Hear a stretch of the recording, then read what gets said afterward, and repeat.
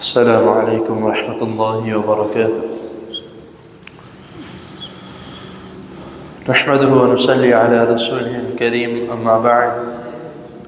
احسن الكلام كلام الله واحسن الهدي هدي محمد صلی اللہ علیہ وسلم۔ حضرات محترم، زکوٰۃ کے احکام و مسائل آپ کے سامنے اختصار کے ساتھ بیان کیے جا رہے ہیں۔ پچھلی نشست میں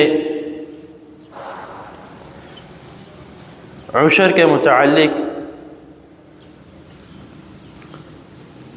کہ جب کھیتی کی جائے گی اور اس کی پیداوار پر کتنا عشر ہے، اس کے متعلق چند باتیں بیان کی گئی تھی۔ تو ایک بھائی نے بعد میں ایک مسئلہ پوچھا تھا جس کے متعلق میں کل وضاحت نہیں کر سکا کیونکہ میں درس مکمل کر چکا تھا، تو انہوں نے بعد میں ایک مسئلہ پوچھا تو اس کی مزید میں نے اسٹڈی کی اور اس کے متعلق جو چند باتیں مجھے پتہ لگی وہ آپ کے سامنے میں بیان کر رہا ہوں۔ انہوں نے مسئلہ پوچھا تھا کہ اگر زمین کا مالک کوئی اور ہے اور وہ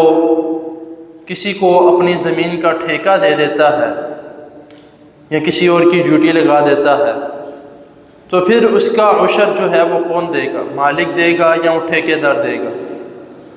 تو اس کے متعلق دو تین باتیں جو ہیں وہ سامنے آئی ہیں، جس میں سب سے پہلا جو ہے ایک طریقہ کہ اگر کوئی شخص زمین اس کی اپنی ہے، اس میں کھیتی باڑی کرتا ہے، لیکن وہ کسی شخص کے ساتھ پارٹنرشپ کر لیتا ہے کہ کھیتی تم کرو گے لیکن جو اس کی پیداوار ہوگی اس میں ہم دونوں کا آدھا آدھا حصہ ہوگا۔ تو اب دیکھا جائے گا کہ کھیتی تو ہوئی ہے لیکن ان دونوں نے آپس میں حصہ بانٹ لیا ہے، تو اگر دونوں کا حصہ جو ہے اس کا اپنا اور اس کا اپنا دونوں کا عشر تک پہنچتا ہے تو دونوں اس کا عشر نکال کے دیں گے۔ یہ پہلا طریقہ ہے عشر نکالنے کا، کہ اگر وہ پارٹنرشپ کر لیتے ہیں اور جو پیداوار ہوئی ہے اس کو ایک دوسرے میں بانٹ لیتے ہیں کہ آدھا اس کا اور آدھا میرا، تو اس میں جب عشر نکلے گا تو وہ دونوں نکالیں گے اگر وہ عشر نصاب کو پہنچتا ہے۔ نمبر دو، دوسرا طریقہ کہ اگر کوئی شخص کسی کو ٹھیکہ دے دیتا ہے، سال کا ٹھیکہ، وہ اندازہ لگاتا ہے کہ اتنی زمین ہے اور تقریباً اس میں اتنی پیداوار ہوگی، تو جس کو ٹھیکہ دیتا ہے وہ اس کو پہلے ہی رقم دے دیتا ہے کہ تقریباً اس زمین کی 5 سے 10 لاکھ جو بنتی ہے وہ اس کو پکڑا دیتا ہے۔ تو اب اس نے جو ہے اس کے اوپر زمین پہ محنت کرنی ہے، کھیتی باڑی کرنی ہے، سارے خرچ اخراجات اس شخص کے ہیں جس نے اس زمین کا ٹھیکہ لیا ہے۔ تو اب جب سال کے بعد جو ہے اس نے جب اس کا عشر نکالنا ہے تو جس نے ٹھیکہ لیا ہے وہ اس کا عشر ادا کرے گا، لیکن اتنا نہیں ہے کہ بس وہ اس نے پیسے دیے۔ جس نے پیسے لیے ہیں اس زمین کے 8-10 لاکھ روپیہ، اس نے جو پیسے لیے ہیں اس کا اس نے زکوٰۃ نکال کے دینی، 8 لاکھ روپیہ ہے یا 10 لاکھ روپیہ ہے، اس کے حساب سے اس نے 2.5% اس میں سے زکوٰۃ نکال کے دینی ہے۔ دونوں کی طرف اس کی طرف عشر ہوگا اور مالک کی طرف زکوٰۃ ہوگی۔ تیسرا طریقہ کہ ایک شخص کسی کو زمین اس کی اپنی ہے لیکن وہ کسی کسان کو تنخواہ پہ رکھ لیتا ہے کہ تم نے جو ہے وہ کھیتی باڑی کرنی ہے، زمین کا خیال کرنا ہے، روز آ کے تم نے پانی دینا ہے، سارا کچھ جو ہے، تو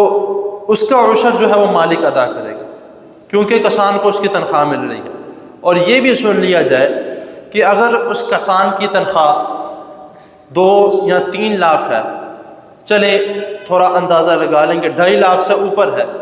کیونکہ ظاہری سی بات ہے اس نے اسی طرح کی مانگ کرنی ہے جس طرح کا اس نے کام کرنا ہے۔ کہ بھائی میں روز آ کے پانی بھی دوں گا، روز آ کے فصلوں کا خیال بھی کروں گا، دوائی بھی ڈالوں گا، سارا کچھ کروں گا، تو میری تقریباً جو ہے وہ مہینے کی تنخواہ، یا اگر آپ سال کا کرتے ہیں تو سال کا میرا تقریباً جو ہے وہ 5 سے 10 لاکھ روپیہ بنے گا، تو یہ آپ نے مجھے دینا ہے۔ تو جو کسان ہے جس نے اپنے لیے وہ خرچہ لیا ہے، تو اگر اس کا 2.5 لاکھ روپے سے زیادہ اس نے اپنی تنخواہ لیا تو اپنی تنخواہ سے بھی وہ زکوٰۃ دے گا، کیونکہ اس کی جو نصاب ہے وہ نصاب سے اوپر پہنچ چکا ہے۔ جس طرح کل گکھڑ صاحب کہہ رہے تھے کہ اکثر جو ہے وہ زمینوں پہ اس طرح ہوتا ہے کہ ایک شخص جو ہے وہ 1 ایکڑ کی، یعنی کہ 1 کلے کی شاید، تو 2 لاکھ روپیہ وہ لیتا ہے، تو 2 کلے 4 لاکھ روپیہ، 3 کلے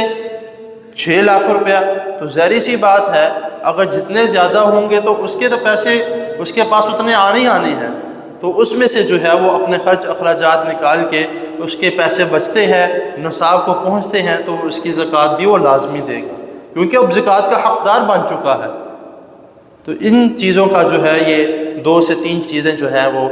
ٹھیکے کے متعلق جو ایک بھائی نے سوال کیا تھا، تو اس کے آگے جو میں نے استاد محترم قاری محمد موسیٰ صاحب حفظہ اللہ تعالیٰ ان سے پوچھا، تو یہ چند باتیں جو ہیں وہ سامنے آئی ہیں، تو اس کا بھی ہم نے جو ہے وہ خیال کرنا چاہیے۔ ہم اکثر جو ہے وہ معمولی چیزیں دیکھتے ہیں کہ اس طرح سے ہے، کوئی مسئلہ نہیں ہے، لیکن ان چیزوں کا ہمیں خاص خیال رکھنا چاہیے کہ عشر اور زکوٰۃ کا جو نصاب ہے اور اس کا نکالنے کا جو طریقہ کار ہے، اس کے متعلق ہمیں تھوڑا جاننا چاہیے۔ تو اللہ تعالیٰ کے حضور دعا ہے اللہ تعالیٰ ہمیں جو سنا ہے اس کو سمجھنے کی اور اس پر عمل کرنے کی توفیق عطا فرمائے۔